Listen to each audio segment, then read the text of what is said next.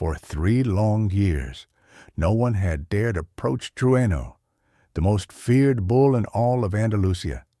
Weighing over 800 kilograms, he had attacked 5 veterinarians, destroyed 3 holding pens, and terrified every living being on the ranch. The consensus was clear. Trueno had to be put down. But one day, a 4-year-old boy broke free from his father's grasp and ran toward the raging beast. Everyone froze.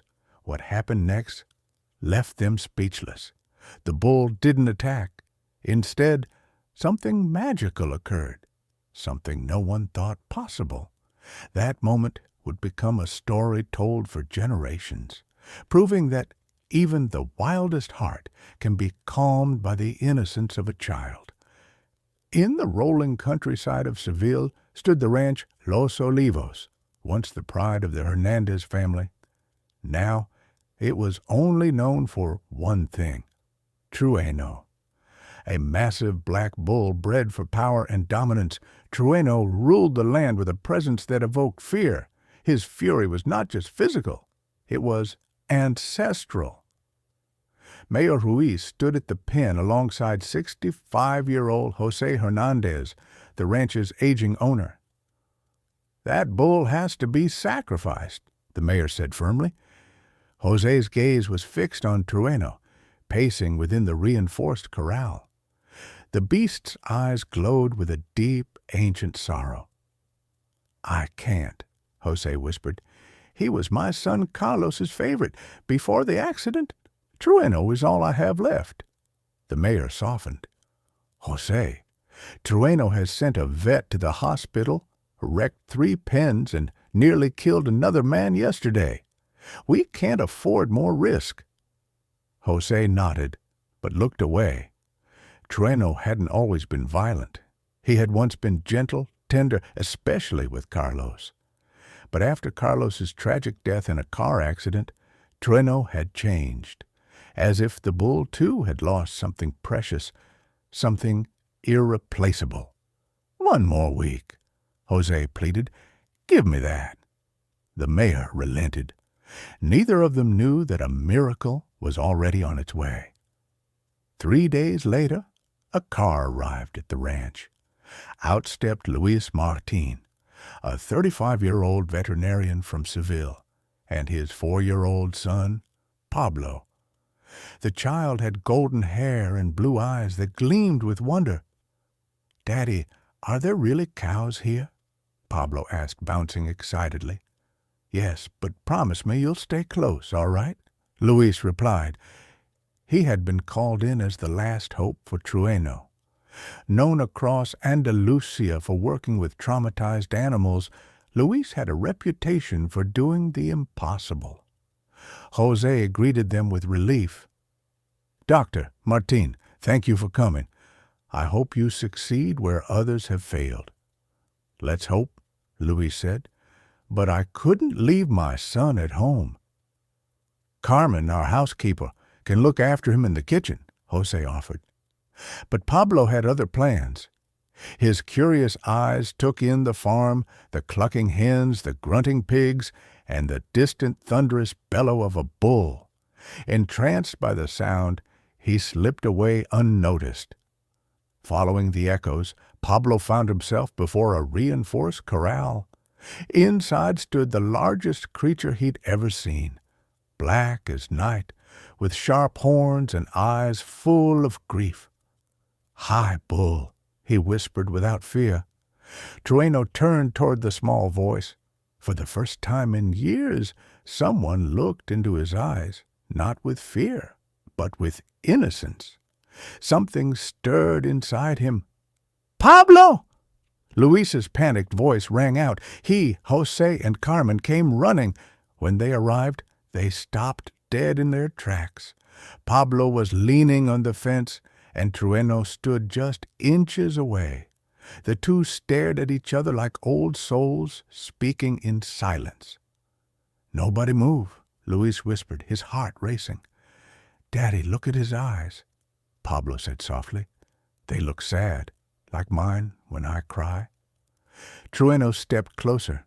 lowered his enormous head to the fence, and gently nudged Pablo's tiny hand.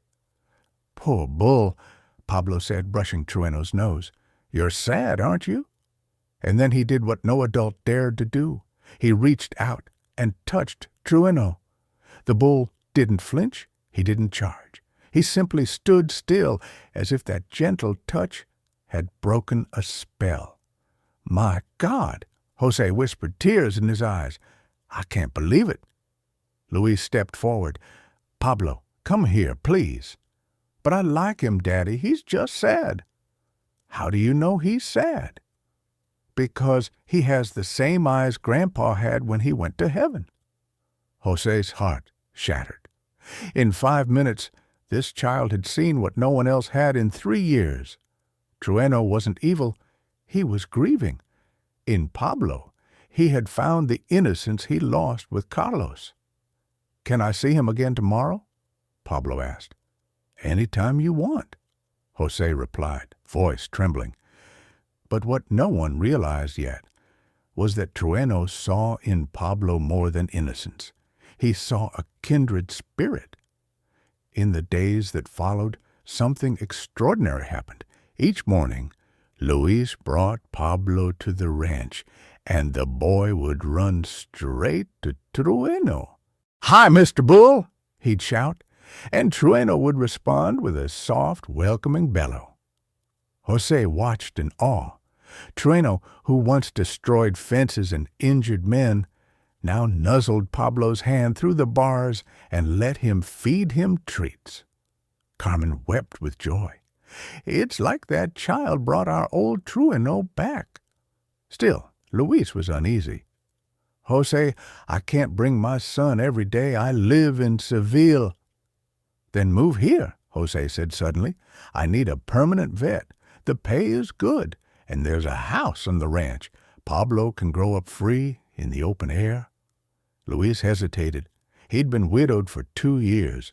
Raising Pablo alone in the city wasn't easy. That night, Pablo said, "Daddy, the bull told me he wants us to stay." "Bulls don't talk, son." "No, but his eyes do. They said, 'Don't leave me.'" Luis looked at his son, seeing a joy he hadn't seen in years. "What if we moved here? Would you like that?" Pablo lit up. "Can I always be with my friend, the bull? Always?" But the next day, disaster struck.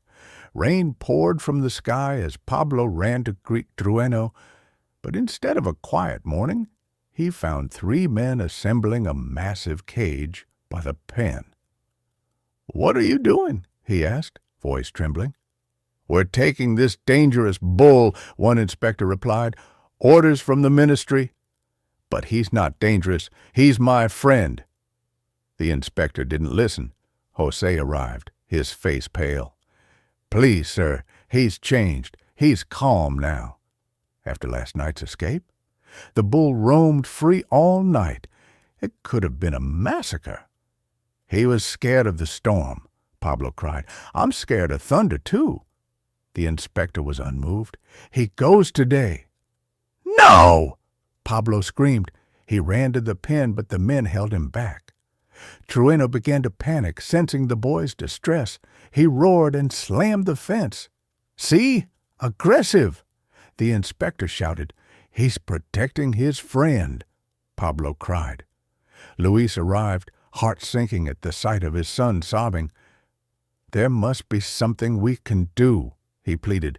"The order's final," the inspector said. "The bull leaves today." But Pablo wasn't done. With a child's determination, he slipped from his father's arms and ran straight into the pen. "No!" Luis screamed. Everyone froze as the bull emerged, massive and wild. People ran, except Pablo. He stood firm in the center of the courtyard, arms open. "Please, friend," he said gently, "don't hurt them. They're just scared, like you." Trueno stopped, then knelt. Pablo hugged him. "I love you, big friend, but you must behave, or they'll take you away." The inspector's eyes filled with tears. "I've never seen anything like this." Luis approached slowly. "Pablo, can you ask him to go back to his pen?" "Of course, Daddy. Come on, friend. Time to go home." And Trueno followed the child like a lamb. The inspector was silent. Then he said, "In 30 years, I've never seen a bond like this. He won't go to the slaughterhouse. He'll go to a therapy center." "No," Pablo said. "He belongs here. This is his home." The inspector considered. "All right, he can stay under strict conditions." They agreed. Constant vet supervision, a secure enclosure, and only supervised visits. That night, they celebrated.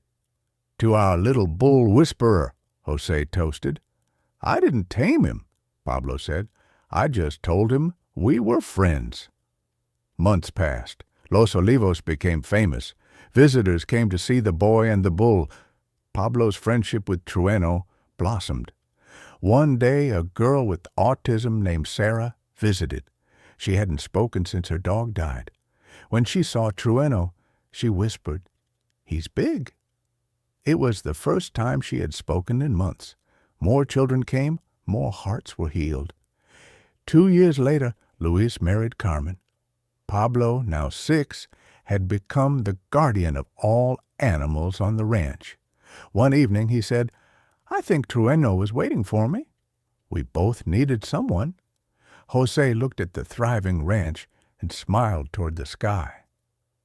"Carlos, I think you sent Pablo to save your bull." When asked by a journalist how he wasn't afraid, Pablo replied, "Fear comes when you don't understand. But if you look into someone's eyes and see a heart like yours, you stop being afraid. You feel love." That night, Trueno knelt so Pablo could ride on his back. "Look, Daddy, he wants to take me for a ride." And in the golden light of sunset, a 6-year-old boy rode the bull everyone once feared, proving that love, not force, can tame any beast. And in return, Trueno healed the heart of a lonely boy who had lost his mother. Because sometimes miracles come in the form of a 4-year-old who simply believes in friendship.